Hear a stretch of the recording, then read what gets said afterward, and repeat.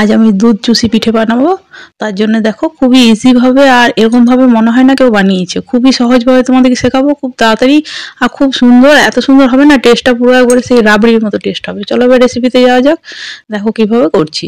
আমি এখানে তোমার আতপের গুঁড়ি নিয়েছি, ঠিক আছে? আতপ চালের গুঁড়ি, গোবিন্দভোগ নয় কিন্তু প্লেন আতপ চালের গুঁড়ি। সামান্য একটু নুন নিয়ে মানে গুঁড়ো শুকনো উপকরণটা মিশিয়ে নিচ্ছি। এবার যেটা করব সেটা কেউই করে না। সবাই গরম জল কেউ ফ্রাই প্যানে নেয়, কেউ দেখবে এমনিভাবে গরম জল হালকা একটু কুসুম কুসুম গরম জল দিয়ে মাখে। আমি ওরকম কোনো ঝামেলা ছাড়াই কিন্তু আজকে করবো। আর তোমরা বাড়িতে বানিয়ে দেখো, খুবই সুন্দর হয় এটা।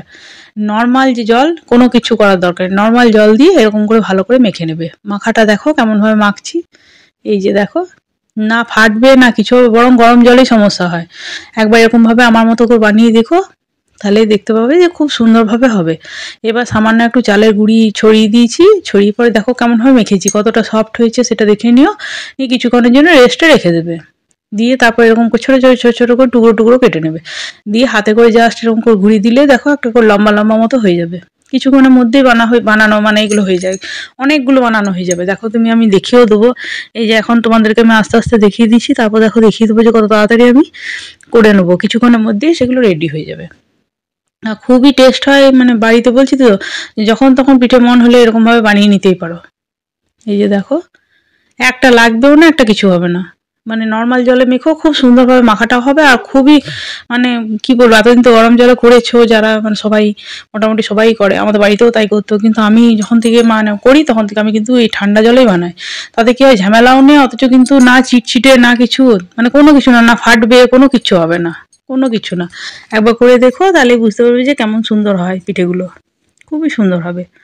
আর হ্যাঁ, আমার চ্যানেলটাকে যদি ভালো লাগে তো লাইক সাবস্ক্রাইব শেয়ার করে পাশে থেকো। এরকম ছোটোখাটো টিপস বা সব কিছুই আমি শেয়ার করব। আর কেমন লাগছে অবশ্যই কমেন্ট বক্সে জানিও। যদি ভালো লাগে তো প্লিজ লাইক করে চ্যানেলটাকে একটু করো, আর বন্ধুদের মধ্যে একটু শেয়ার করো। ছোটো চ্যানেল, তোমাদের সাপোর্ট ছাড়া আমার এগোবে না। আর কেমন লাগছে অবশ্যই কিন্তু জানাবে। এবার দেখো, দুধটাকে অনেকক্ষণ আমি জাল দিয়ে দিয়ে, আমি কিন্তু এখন গরুর দুধে করছি। যখন দুধটা দেখো গরম হয়ে ফুটেছে, মানে মানে গরম হয়ে মানে ফুটন্ত দুধের মধ্যে কিন্তু দেবে, মানে কাঁচা দুধ, মানে ঠান্ডা অবস্থায় কিন্তু দেবে না। এবার দেখো চুষিগুলোকে আমি দিয়ে, এবার আমি লবণ দিয়ে দিচ্ছি আর সামান্য একটু চিনি দিয়ে দিচ্ছি। কারণ লবণটা অতটা মিষ্টি হবে না, তাই আমি সামান্য একটু চিনি দিয়ে দিচ্ছি। দিয়ে ভালো করে দেখো একবার নেড়ে দিচ্ছি, তাছাড়া তলে বসে যাবে। দিয়ে কিছুক্ষণ ফোটার পরেই নামিয়ে দেবো। তাহলে আমার দেখো চুষি পিঠেটা খুব সুন্দর হয়ে যাবে। দুধটা কিন্তু আগে একটু ঘন করে জাল করে নিতে হবে প্রথমে, তবে কিন্তু চুষি পিঠেটা খুব টেস্ট হবে।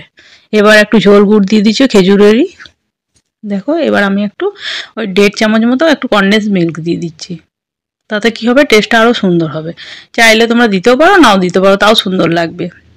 এরকমভাবে ভালো করে করে নেবে, কিছুক্ষণ ঠান্ডা হবে, তারপর পরিবেশন করো। দেখো খুব সুন্দর লাগে এই চুষি পিঠেটা, আর এত টেস্ট হয়। আর একটু এরকম ঝোলা ঝোলা অবস্থায় থাকবে, সে অবস্থায় কিন্তু অফ করে দিতে হবে। বেশি ঘন করতে গেলে কিন্তু পরে কিন্তু আরও বসে যাবে। এই যে দেখো ঠান্ডা হওয়ার পর কতটা বসে গিয়েছে দেখো। আর যখন গরম অবস্থা ছিল তখন একটু পাতলা ছিল, সেই অবস্থায় কিন্তু অফ করতে হবে। এবার দেখো আমি এটা পরিবেশন করব, আর খেতেও খুব সুন্দর। আর এত সুন্দর হয় না গো বাড়িতে। আর দেখো একটা ভাঙেও না, কিচ্ছু না। এই যে দেখো ওপর থেকে আমি আর একটু ঝোল গুড় দিয়ে দিচ্ছি। তাতে কি হবে, খেতেও খুব ভালো লাগবে। আর ঝোল গুড়ের সেন্টটাতে মানে খেতেও ভালো লাগবে, দেখতেও খুব ভালো লাগছে। দেখো কিরকম লাগছে জানাবে কমেন্ট বক্সে, একটু প্লিজ শেয়ার করো।